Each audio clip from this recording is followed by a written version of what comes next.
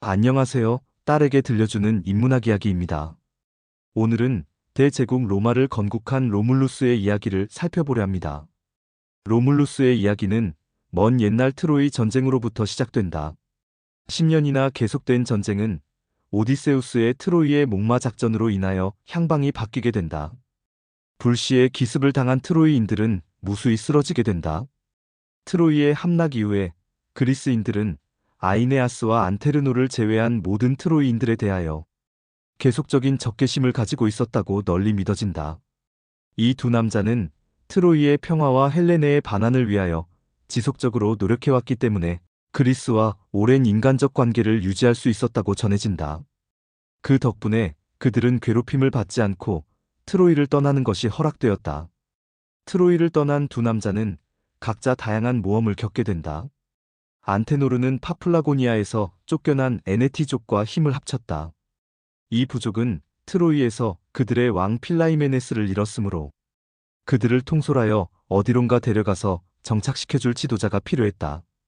그들은 아드리아해의 수원으로 진출하여 알프스와 아드리아해 중간 지역에 살고 있던 에우가네이족을 쫓아내고 이 지역을 트로이인들과 에네티족들의 혼합 인구가 점령하게 되었다. 그들이 상륙한 땅은 트로이라고 했고 그 인근 고장은 트로이 지역이라고 불렀다. 그 두 부족을 합친 주민들을 가리켜 베네티족이라고 했다. 유랑길에 오른 아이네아스도 어려움을 겪었다.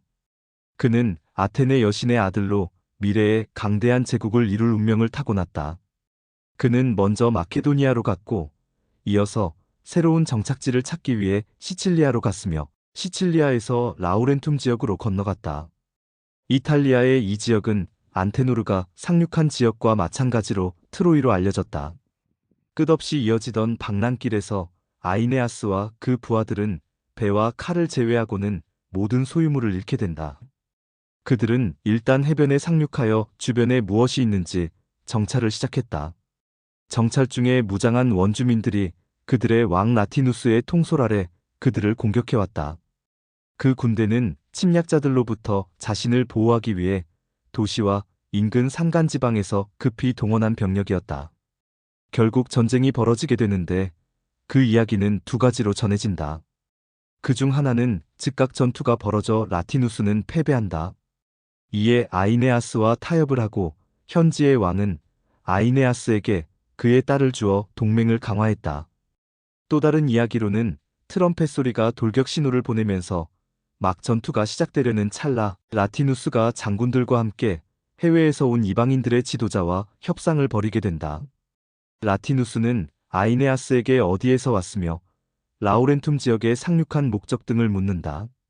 이에 아이네아스는 자신들이 트로이 사람이며 자신은 안키세스와 베누스의 아들인 아이네아스라고 자신을 소개한다. 자신들의 고향은 불에 타서 무너졌고 도망자 신세가 되어 새로운 도시를 건설할 땅을 찾는 중이라고 말한다. 라티누스는 이방인들의 고상한 행동과 전쟁이든 평화이든 두려워하지 않는 지도자의 높은 용기에 크게 감동하여 아이네아스에게 우정의 약속을 한다. 두 집단 사이에 평화 조약이 체결되었고 두 군대는 상호 존중의 의사를 교환했다. 아이네아스는 자신의 딸을 준 라티누스의 환대를 받아들였고 이렇게 하여 라티누스는 신들 앞에서 가정을 맺도록 하여 유대를 더욱 강화시켰다. 트로이인들은 마침내 방랑 생활이 끝났고 이제 영원한 집을 건설할 수 있으리라 확신했다. 그들은 정착촌을 건설했고 아이네아스는 아내 라비니아의 이름을 따서 그 마을을 라비니움이라고 명명했다. 부부 사이에 아들이 태어났는데 아스카니우스라고 이름을 지었다. 하지만 얼마 지나지 않아 트로이인들과 라틴인들은 공동으로 전쟁에 참여하게 되었다. 아이네아스가 도착하기 전에 라티누스의 딸 라비니아를 아내로 받아들이기로 했던 루툴리족의 통치자인 투르누스는 이방인에게 자신의 신부감을 빼앗겼다는 모욕감에 분노하면서 아이네아스와 라티누스의 연합군을 공격했다. 전투에서 양측은 큰 피해를 보았다.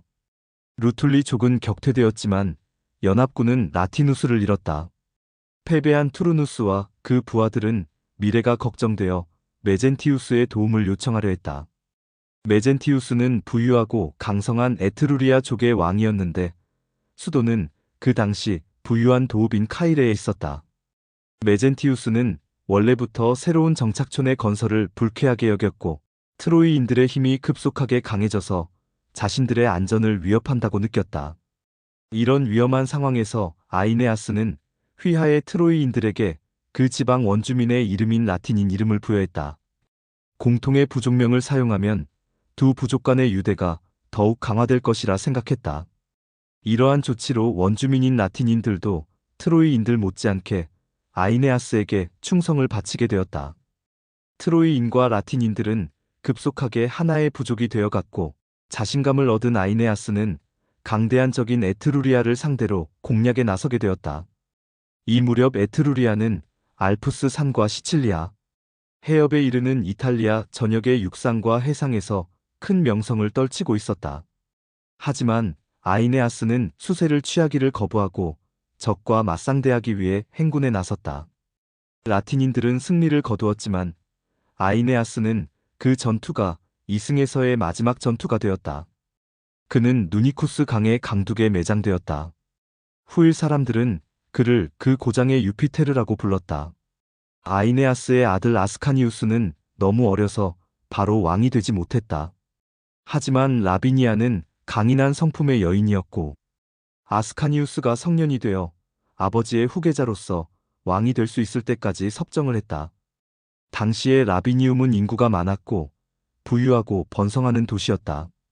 후일 아스카니우스는 그 도읍의 통치를 어머니인 라비니아에게 맡기고 알바 언덕들의 새로운 정착촌을 건설하러 갔다. 산등성이를 따라 완만하게 펼쳐진 이 도시를 알바론가라고 불렀다. 이 도시는 라비니움이 건설된 지 30년 후에 세워졌다. 라틴인들은 이미 강성해졌고 에트루리아를 패배시킨 후 더욱 단단해졌다. 그리하여 에트루리아의 왕 메젠티우스나 다른 이웃 부족들이 감히 공격해오지 못했다. 비록 아이네아스가 죽고 임시로 여인이 권력을 잡고 아스카니우스가 아직 어린애였음에도 말이다. 라틴인과 에트루리아인 사이의 조약 조건에 의하여 알불라, 강은 두 지역 사이의 경계선이 되었다. 아스카니우스에 뒤이어 실비우스가 왕위에 올랐고 그 다음은 아이네아스 실비우스, 라티니우스 실비우스 순으로 왕위에 올랐다.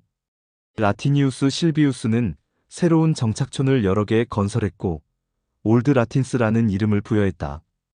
그 후 알바의 모든 왕들은 실비우스라는 가문의 이름을 유지했다. 라티니우스 실비우스 다음에는 알바, 그 다음에는 아티스, 카피스, 카페투스, 그 다음으로 티베르누스가 왕위에 올랐다. 티베르누스는 알불라강을 건너다가 익사했는데 그 이후부터 이 강의 이름을 티베르강이라 불렀다. 티베르누스 다음에는 아그리파, 그 다음에는 그의 아들 로물루스 실비우스가 왕위에 올랐는데 로물루스는 벼락에 맞아 죽고 권력을 아벤티누스에게 물려주었다.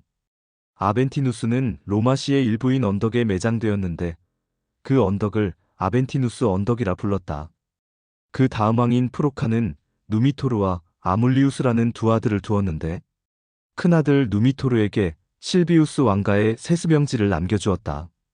하지만 그의 동생 아물리우스가 형을 몰아내고 왕위를 찬탈했다. 폭력적인 행동은 또 다른 폭력을 불러오는 법이다.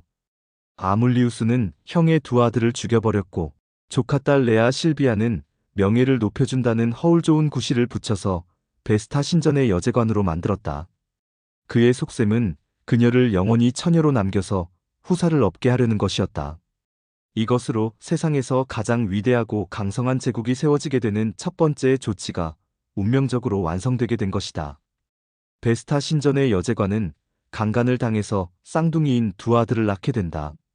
그녀는 군신 마르스가 아이들 아버지라고 선언했다. 그녀의 말은 정말일 수도 있고 아니면 자신의 죄의식을 위로하기 위해서 그런 척 한 것일 수도 있었다. 진상이 무엇이든 간에 신들과 사람들은 그녀와 그녀의 아기들을 왕의 잔인한 손길로부터 구원할 수 없었다. 그녀는 투옥되었고 두 아들은 강에 내던져 익사시키라는 왕명이 내려졌다. 하지만 운명이 개입하게 된다. 마침 티베르 강은 홍수가 나서 강둑으로 범람하게 된다. 강둑이 물에 잠기는 바람에 강가에까지 가는 것은 불가능했다. 왕명을 수행하도록 명령받은 자들은 강둑을 넘은 물이 비록 완만하게 흐르기는 하지만 임무를 수행하는 데에는 지장이 없겠다고 생각했다. 그들은 임시 방편으로 갓난 아기들을 처음 밀려온 강물에 내려놓는 것으로 왕명을 수행했다. 그 장소는 로물루스의 무화과나무로 알려지게 될 루미날 무화과나무가 있는 곳이었다. 그 당시 그 일대는 사람이 살지 않는 황무지였는데 전해지는 이야기에 의하면 갓난아기들을 넣은 바구니는 빠져나가는 썰물에 의해서 물에 젖지 않은 마른 땅으로 밀려갔다고 한다. 그리고 마침 인근 언덕에 사는 암늑대가 강에 목을 축이러 왔다가 아이들이 우는 소리를 듣고서 바구니 있는 곳으로 왔다. 암늑대는 두 아이에게 자신의 젖을 물려 빨게 했고 부드럽게 아이들을 달랬다. 왕의 목축업자인 파우스툴루스는 혓바닥으로 두 아이를 핥아주는 암늑대를 발견했다. 파우스툴루스는 아이들을 그의 오두막으로 데려가서 아내 라우렌티아에게 건네주어 양육하게 했다. 하지만 다른 이야기로는 라우렌티아는 창녀였는데 당시의 목동들에 의해서 늑대라고 불렸다는 이야기도 있다. 이렇게 하여 쌍둥이가 자라나게 된다. 두 아이가 자라서 소년이 되자 농장에 나가서 열심히 일을 하고 가축을 돌보았으며 숲속에 사냥을 나가기 시작했다. 신체가 성장하여 힘이 세어지자 결단력도 강해졌고 사냥으로 만족하지 못하고 비적들을 공격하여 훔쳐온 물건들을 빼앗아서 목동 친구들과 나누어 가지기도 했다. 다른 젊은이들도 쌍둥이에게 합류했고 그들과 목동들은 함께 시간을 보냈다. 그 시절 팔라티움 언덕에는 루페르칼리아의 즐거운 축제가 열렸다고 한다. 여러 해 전에 그 지역을 장악한 그리스인 에반드루스는 로마에서는 이누스라고 부른 피카오니아의 목신인 판을 기리는 축제를 그리스인의 풍습에 따라 연례적으로 개최했다. 이 봄철의 축제에서 젊은이들은 나체로 질주하면서 여러 가지 장난과 우행을 저지르며 즐겼다. 축제의 날은 모든 사람에게 알려져 있었고 훔친 물건을 빼앗겨서 화가 난 비적들이 로물루스와 레무스를 잡기 위해 덫을 놓았다.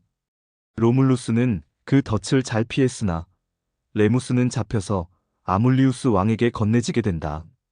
비적들은 왕에게 레무스와 로물루스가 악당들을 조직하여 누미토르의 땅을 습격하여 소를 훔쳐가는 버릇이 있다고 고소한다. 그래서 레무스는 누미토르에게 건네져서 벌을 받게 되었다. 그런데 파우스툴루스는 오랫동안 자신이 키우는 두 소년이 왕가의 자식이 아닐까 하고 생각해왔다. 그는 두 아이가 왕명에 의해 버려졌다는 것을 알았는데 그가 강변에서 아이들을 발견한 시점이 왕명이 떨어진 시점과 완벽하게 일치했다. 그러나 그는 자신이 알고 있는 사실을 밝히기를 꺼렸고 적절한 상황이나 기회가 나타나 행동에 옮겨야 할 때까지 기다렸다. 하지만 더 이상 진실을 은폐할 수가 없었고 조용히 있다가는 어떻게 될지 모른다는 두려움 때문에 로물루스에게 모든 사실을 다 이야기해준다. 레무스를 억류하고 있던 누미토르도 두 소년이 쌍둥이라는 이야기를 듣고 자신의 손자가 아닐까 생각하기 시작했다. 두 젊은이의 나이와 일반적인 보통의 사람들과 너무나 다른 성격은 그의 의심을 불러일으켰고 사실을 조사해본 결과 같은 결론에 이르러 레무스를 손자로 인정해줄 마음을 먹게 되었다. 한편 로물루스를 잡으려는 포위망이 점점 좁혀오자 로물루스는 행동에 나서게 된다. 로물루스는 왕과 대적할 정도로 강하지 못해서 꾀를 낸다. 우선 다수의 목동들에게 서로 다른 길을 통하여 정해진 시간에 왕의 집 앞에서 만나자고 지시를 내렸다. 그리고 또 다른 행동대를 이끌고 앞장서서 달려온 레무스의 도움을 받아 왕을 급습하여 살해했다.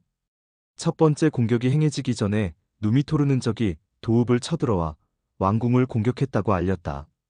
이어서 그는 징집 정령기의 장병들을 모두 소집하여 도읍 내부의 성벽을 지키게 했다. 그는 임무를 완수하고 축하하기 위해 다가오는 로물루스와 레무스를 보는 즉시 주민들의 회의를 소집하여 관련된 사실을 모두 밝혔다. 아물리우스가 그의 형인 자신에게 저지른 죄와 두 손자의 탄생 과정과 두 손자가 성장하여 마침내 신분을 밝히게 된 과정과 자신이 주도한 왕의 살해 등을 소상히 밝혔다. 두 형제는 그들의 행동대원 앞에 서서 군중들 사이로 행진하면서 할아버지를 왕으로 선언했다. 그리하여 만장일치를 표시하는 함성으로써 그의 왕권이 확정되었다. 알바의 왕권이 누미토르에게 건네진 후 로물루스와 레무스는 자신들이 아기 때 버려졌고 성장했던 곳에다 새로운 정착촌을 건설해야겠다는 강렬한 열망에 사로잡혔다. 그 당시 알바는 알바인들과 라틴인들 그리고 목동들의 추가 유입으로 인하여 인구가 넘쳐나고 있었다. 이러한 지속적인 인구 유입으로 인하여 알바와 라비니움은 언젠가 새로이 건설되는 정착촌에 비해서 작은 마을이 되리라고 예상되었다. 그러나 불행하게도 두 형제의 장래 계획은 그들의 할아버지인 누미토르와 아몰리우스를 갈라놓았던 질투와 야심 때문에 금이 가게 되었다. 아주 사소한 일 때문에 두 형제 사이에 불명예스러운 싸움이 벌어졌다. 두 형제는 쌍둥이였으므로 적장자의 문제를 가릴 수가 없었다. 그들은 그 고장의 수호신에게 일단 새로운 도시가 건설되면 누가 그 도시를 다스리고 또 이름을 붙여야 하는지 조짐을 내려달라고 요청하기로 했다. 이를 위해 로물루스는 팔라티움 언덕으로, 레무스는 아벤티누스 언덕으로 각자 가서 하늘의 조짐을 관찰하기로 했다. 전해지는 이야기에 따르면 레무스가 먼저 표징을 받았다고 한다. 6마리의 독수리가 하늘을 날아갔다. 이 사실이 주민들에게 알려지자마자 로물루스에게 그보다 2배나 더 많은 독수리가 나타났다. 각 진영의 추종자들은 그들의 주인을 왕으로 선포했는데 레무스는 조짐이 먼저 나타났다는 사실을, 로물루스는 숫자가 2배나 더 많았다는 사실을 내세웠다. 분노의 고함이 양측 사이에서 오갔고 싸움이 벌어졌으며 혼란스러운 와중에 레무스가 살해되었다.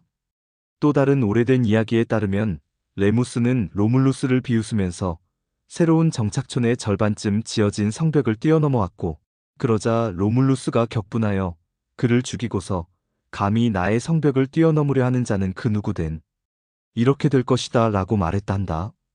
이렇게 하여 로물루스는 단독의 왕권을 갖게 되었다. 그리고 새롭게 건설된 도시는 창건자 로물루스의 이름을 따서 로마라고 명명되었다. 로물루스의 첫 번째 조치는 그 자신이 소년 시절을 보낸 땅인 팔라티움 언덕을 강화하는 것이었다. 그리고 예식에 맞추어 신들에게 희생 제물을 바쳤다. 이렇게 운명이 정해준 바에 따라 로물루스는 로마를 건국하고 첫 번째 왕이 되었다. 형제 살해라는 비극적인 사건으로 로마는 건국되었다.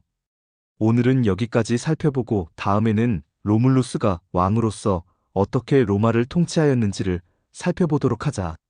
들어주셔서 감사합니다. 다음 시간에 더 재미있는 이야기로 찾아오겠습니다.